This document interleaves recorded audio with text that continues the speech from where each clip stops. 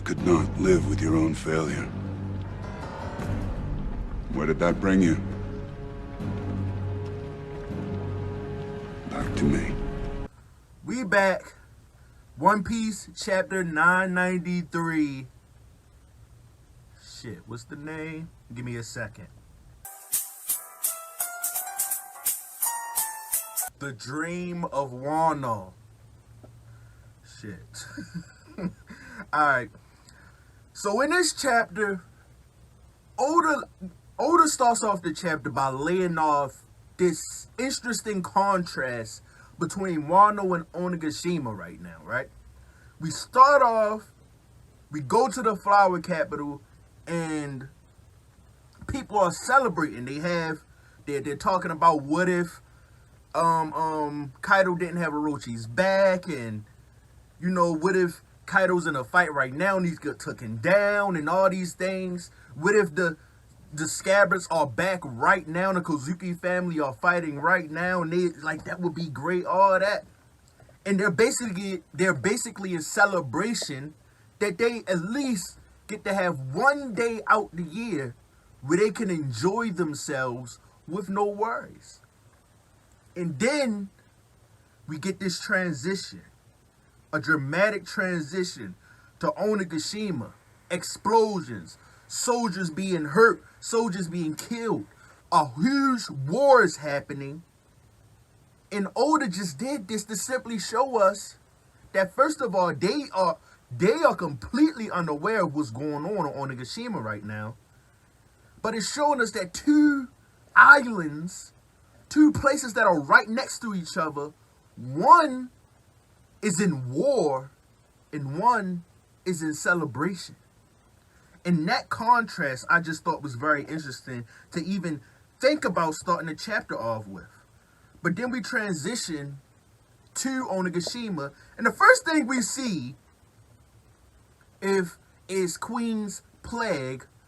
And when I first seen this, it was like, that was Queen. And I'm like, what? Hold up. Who was Queen? And I thought he was talking about the guy who was infected with Queen plague as Queen. I'm like, what the fuck is he talking about? But no, Queen used ice plague or something like that to infect people, and you already know how this plague works. It passes on, all that. And yeah. And then Luffy and Sanji run into Briscola. He has a gorilla smile. A gorilla grows out his arm, throws out punches and stuff. Luffy wanted to throw hands with everybody right now, but of course his main priority is getting to Kaido. Sanji is like, Luffy, you can't be fighting everybody you see.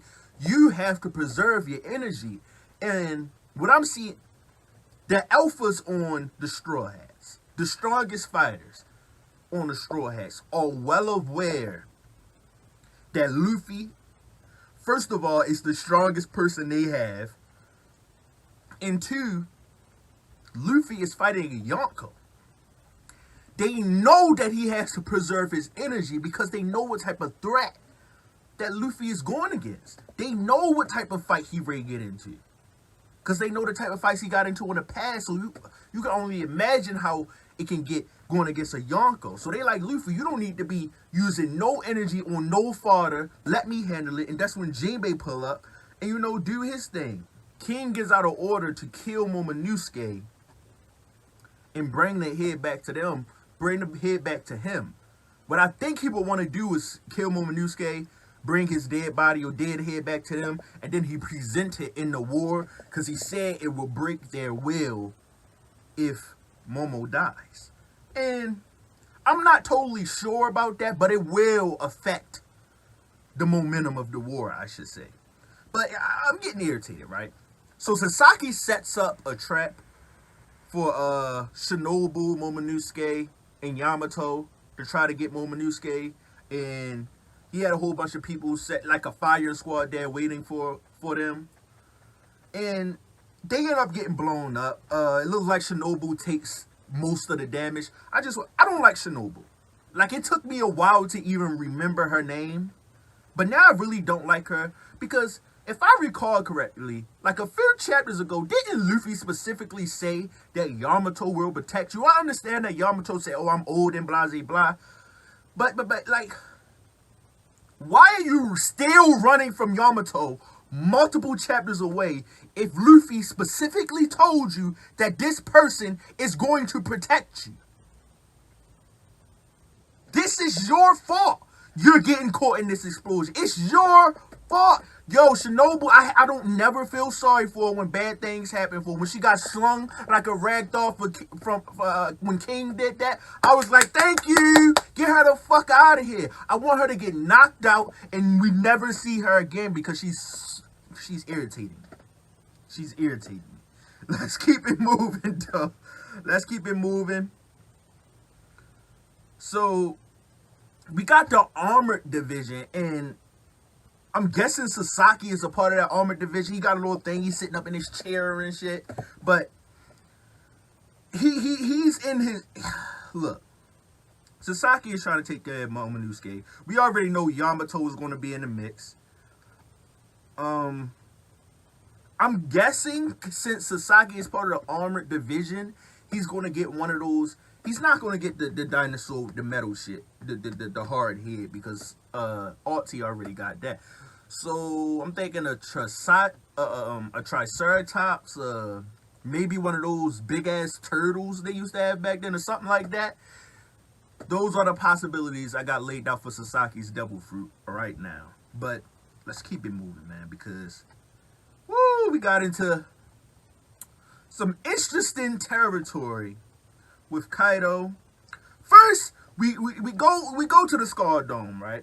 And we see Kaido land on the ground. Eyes whited over, indicating that, you know, a lot of times when your eyes is whited over in the anime, that indicates that you knocked out. So I see this and I'm like, no. They ain't no way Oda just let them defeat Kaido. I'm like, no way that just happened. So I'm like, Kaido ready to get up. And he starts getting up and he talks about, like, yeah, I was taken aback that y'all was even able to damage me. And it was reminding me of Odin, the Odin PTSD kicking in once again. It was reminding him of Odin.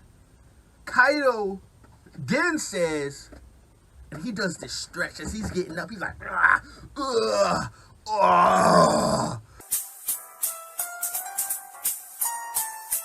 he has this crazy, he gets up like weird, and he says like, y'all can't even cut hard enough, deep enough to open up the old wound.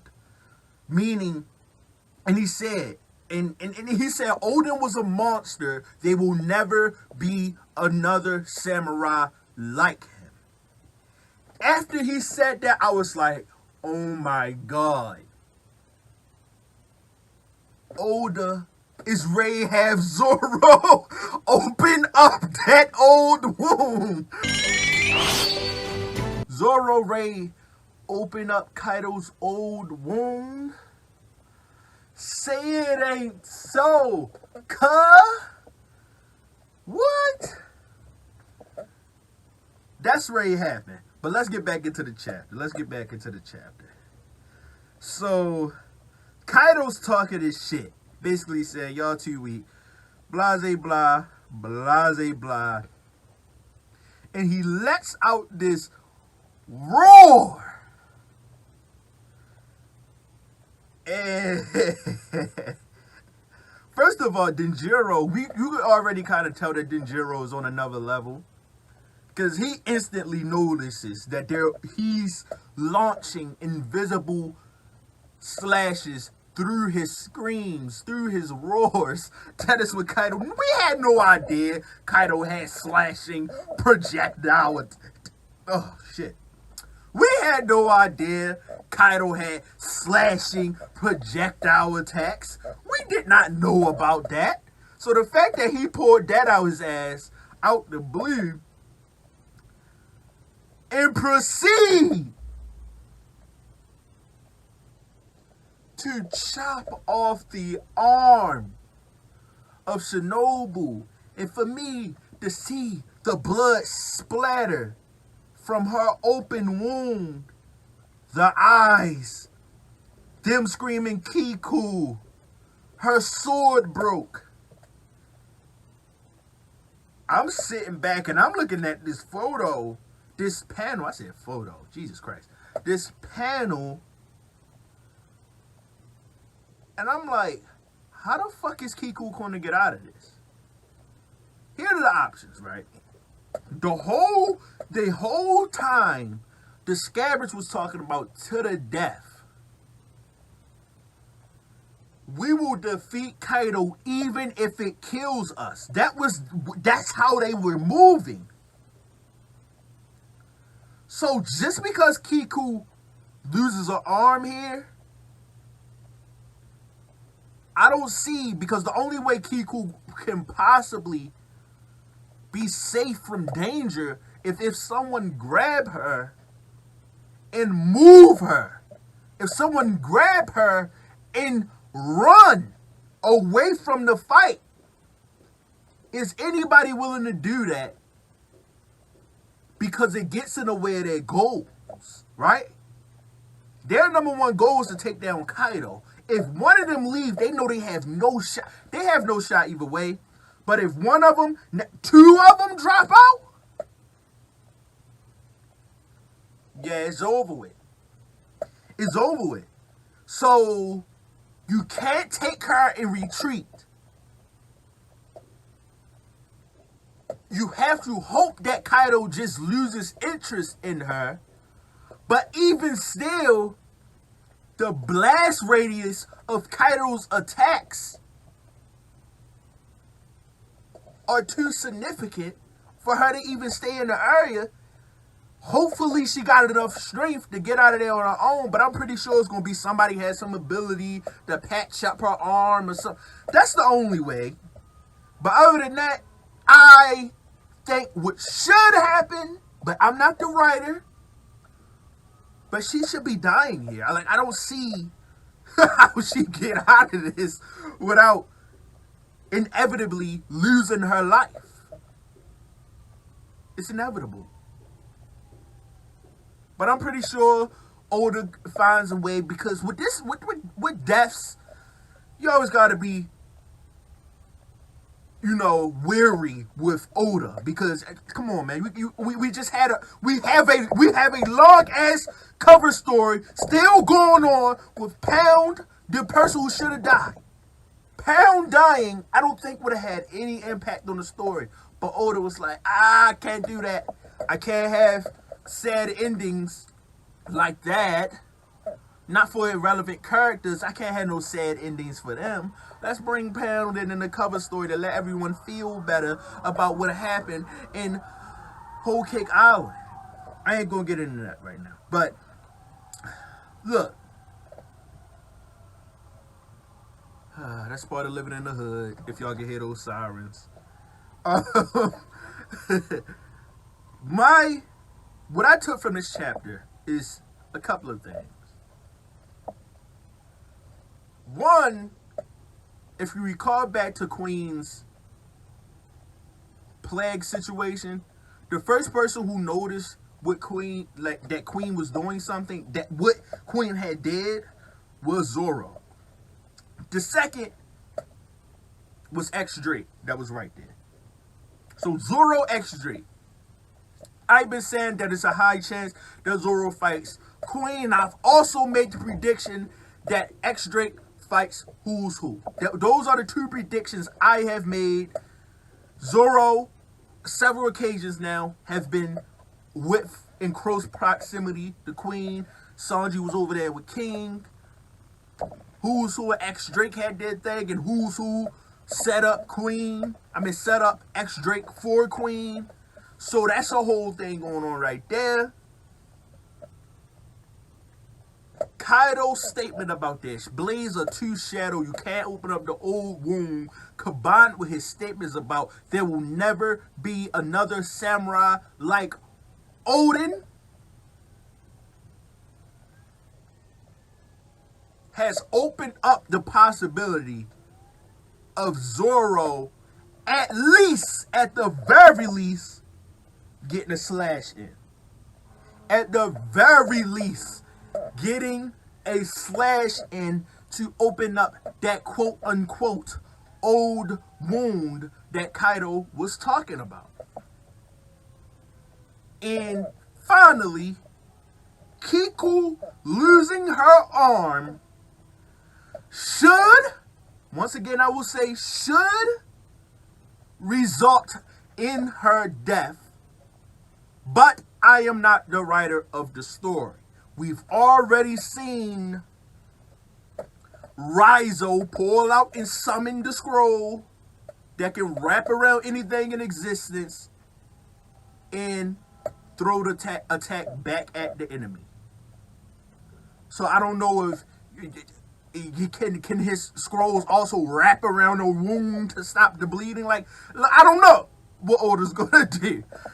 But that's all I got. Let me know what you think of the video down in the comment section below. Like the video if you like the video. Dislike the video if you dislike the video. Subscribe to see more bangers.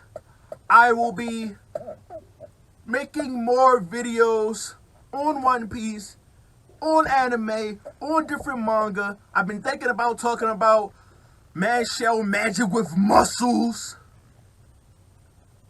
because that is a dope manga. But we'll see.